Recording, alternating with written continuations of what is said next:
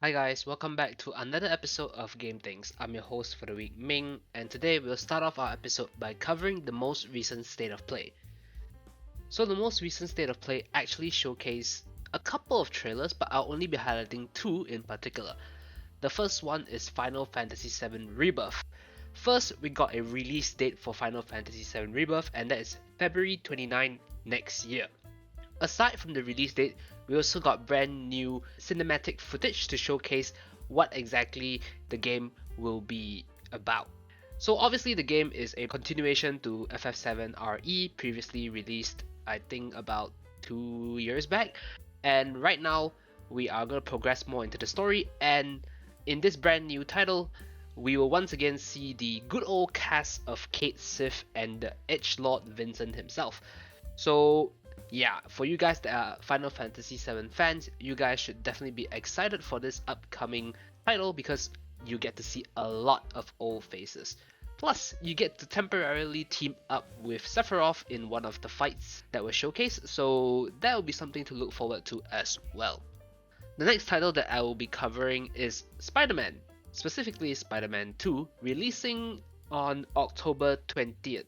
So Spider-Man 2, which a lot of you I'm quite sure are hyped up for, recently announced that in the game itself, you can actually nab up to 65 different spider suits, which is a ton of different suits that you can grab.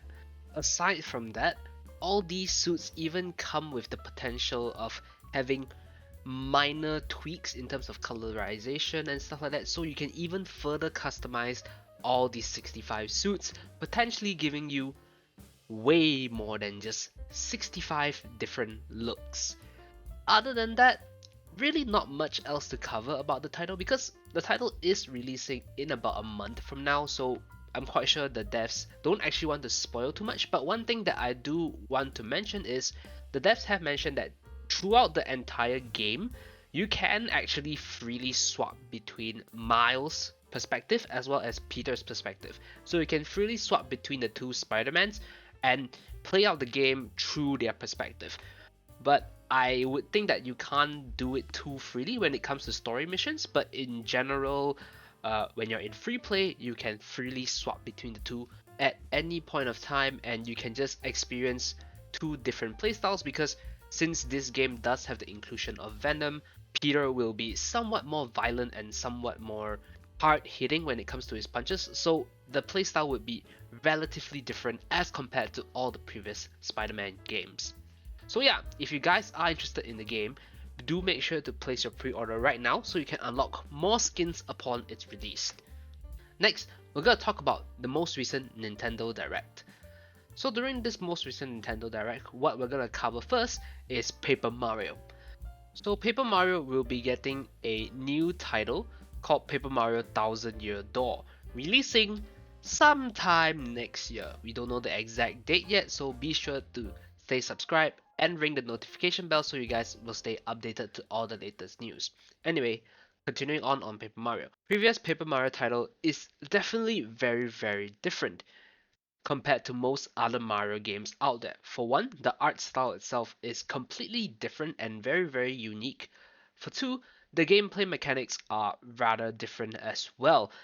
And of course, the cast of characters, while you see a few recognizable faces in the game, there are definitely a cast of brand new characters as well in Paper Mario Thousand Year Door. All in all, if you have been a fan of the previous Paper Mario title, you would definitely love this one as it is a trip down memory lane, and if you have never played any of the previous Paper Mario titles before and you are a fan of all the Mario's titles, then be sure to check this out because it is a completely different experience, but you will be sure to still enjoy it regardless. The next title that we will be covering is Super Mario RPG, releasing in November 17th this year. So Super Mario RPG is effectively a remake of the original Super Mario RPG. But aside from it being a remake, there also has some brand new features. For example, in this game you have a brand new mechanic called a triple attack. So effectively, by filling up a certain meter, you can actually release a really strong combo attack with all three characters of your party. And by having different party members swap in and swap out, you can actually unleash different types of combo attacks. So be sure to experiment and try out which combo attack does the most damage or does the most beneficial thing for you. Aside from that, Super Mario RPG will also have re-challengeable bosses after you completed the game. So that's definitely a plus because not a lot of RPG games out there actually have this feature whereby you can re-challenge certain boss stages and experience the game all over again on a different difficulty. So I would say that this re-challenge boss mechanic is most definitely a plus.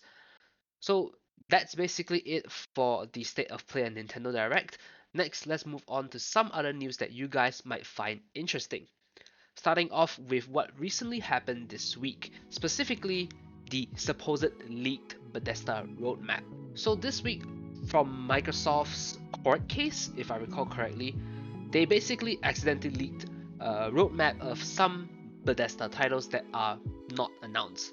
These titles include a potential Ghostwire Tokyo sequel, a Doom Year Zero title, Dishonored 3, as well as various remasters of previous Bethesda titles.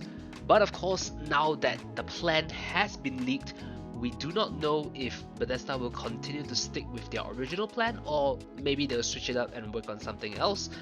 But hey, who knows? For now, just take this notice with a pinch of salt because don't get your hopes up.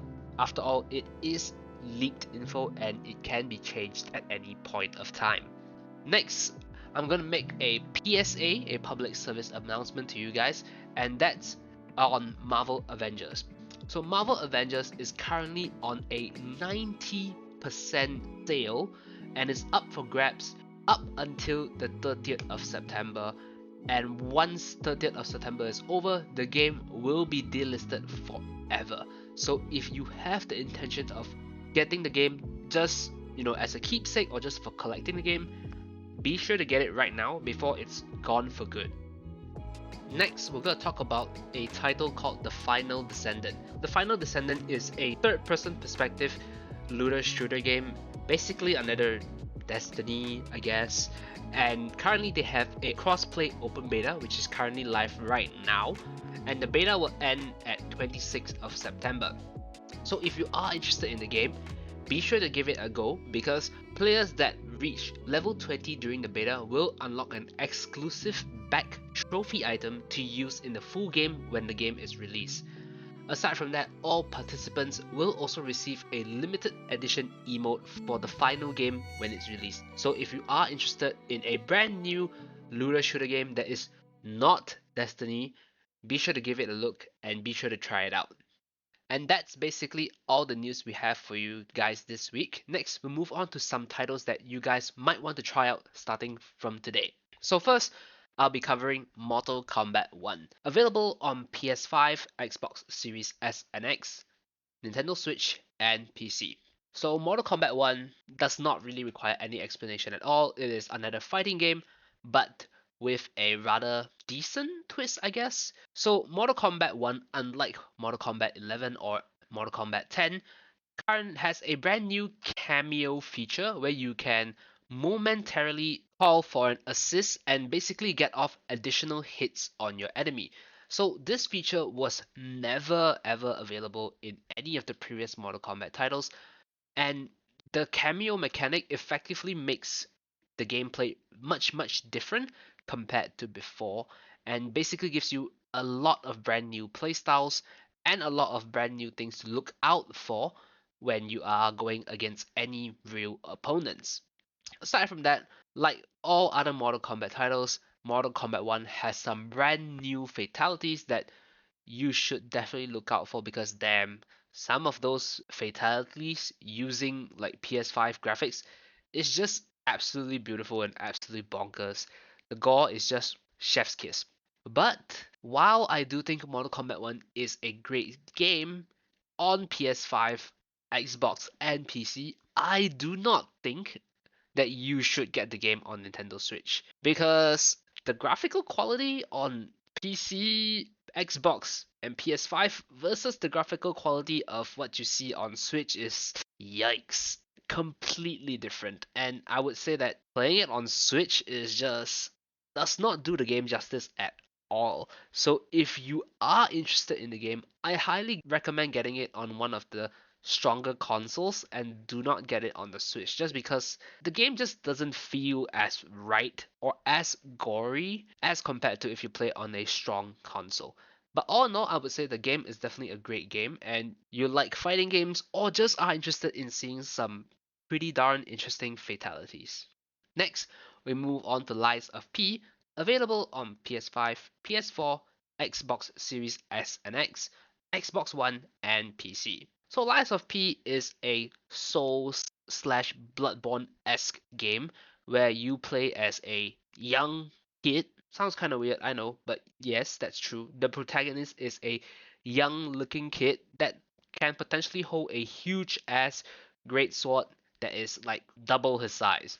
Yeah, just classic Bloodborne slash Dark Souls type of game. Anyway, as it is a Souls-like game, do expect the gameplay to be hard and do expect the game to, well, be good and challenging. While I would say that the game itself is not as polished as Dark Souls or Bloodborne, it is still a very, very good attempt as the game itself is a brand new genre that the studio is looking at. So they have never made any Souls-like game before, and this is their first attempt. And I would say that they have done very well so far, and the game is definitely really, really good. Just don't expect it to be as good as a Souls-like game, but it is definitely good enough to scratch any of your Dark Souls itch if you have one. I mean, after all, recently there hasn't really been any sort of Elden Ring or Souls-like games, so if you have an itch for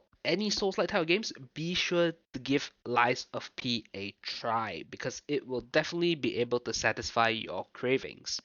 The next title that I'll talk about is Resident Evil 4, specifically Resident Evil 4, The Separate Ways DLC, available now on PS5, Xbox Series S and X, PS4, and PC. So Resident Evil 4 The Separate Ways DLC will feature Ada Wong's perspective and how basically she has to go through the game and do what Albert Wesker assigned her to do. Yeah, so basically you're just playing Resident Evil but from Ada's perspective, which is definitely a plus because let's be real, Resident Evil is a great game and no matter whose perspective you're playing it from, it will always be a great game. Next, the title that I'm going to cover is You Suck at Parking, available on PS5, PS4, Xbox Series S and X, Xbox One, and Nintendo Switch. So, the game itself has a very simple concept, and well, you need to park. But it's not as simple as it sounds. So basically, what you need to do is maneuver your car across a somewhat complex obstacle course, and you have to park it exactly in the parking spot at the end of the course. So yeah, a very simple concept, but not exactly a very simple game because some of the courses are, from what I've seen, pretty insane and pretty challenging. And of course, you must park in the middle of the box. If you do stop anywhere in between the tracks, that doesn't count as parking, and that is not good because you will fail the level. So yeah, it might sound easy, but the game is actually not that easy. So if you are interested in trying out a game that is slightly different from what we regularly see every day, then maybe give You Suck at Parking a try because it's just a very, very unique and different game. So the last and final title that I will be covering is on Payday 3, available now on PS5, Xbox Series S and X, and PC. So Payday 3, as you would expect, is a continuation of the Payday series, which basically means more heists. So once again, you'll be able to come together with your band of friends and basically just go on more bank robberies and rob as much money as you can using some of the craziest and newest high-tech equipment that Payday 3 has to offer. But aside from all these, what else exactly does Payday 3 offer? Now, let me tell you. So based on some of the gameplay that I've seen so far, first they have a brand new payload mode, so you have to escort like an armored vehicle to a certain point, and then from there, once you reach that point, you start to rob that vehicle and extract the valuables, be it money or jewels, from that armored vehicle. Aside from that, a brand new location that a heist can take place in is in a club. Yeah, I do not know how the devs thought of having a heist in a club, but okay. The scenery is very, very different. You see a lot of bright colors in the club, which is expected. Yeah, it's just very, very different compared to a lot of heist games out there, because let's be real, who in their right mind thinks of clubs as having valuable stuff? Like, I mean, sure, yes, some games depict clubs to have drugs and stuff like that, which are worth money, but still, you know. But in any case, Payday 3 does look like a really great game, and if you enjoy like these type of co-op heist games, be sure to check it out and be sure to get it and play it with your buds. Next, we move on to our last and final segment, talking about free things. So Epic Game Store is giving out of Line as well as the Forest Quartet. So be sure to get these two games while it's still available in Epic Game Store. Oh, before we end the episode, my editor has asked me to add this last segment in, and it's on Tekken 8. So Tekken 8 will be receiving another closed beta test on 20th of October, and registrations are open right now up until the 11th of October. And this beta test will have head-to-head competition between different platforms. So yes, it's basically cross-platform matching. So if you are interested in Tekken, be sure to sign up for the beta and be sure to enjoy this closed beta test when it's available. And that basically marks the end of our episode. Once again, I was your host for the week, Ming, and I hope you guys enjoyed it, and we'll see you next week on another episode of Game Things.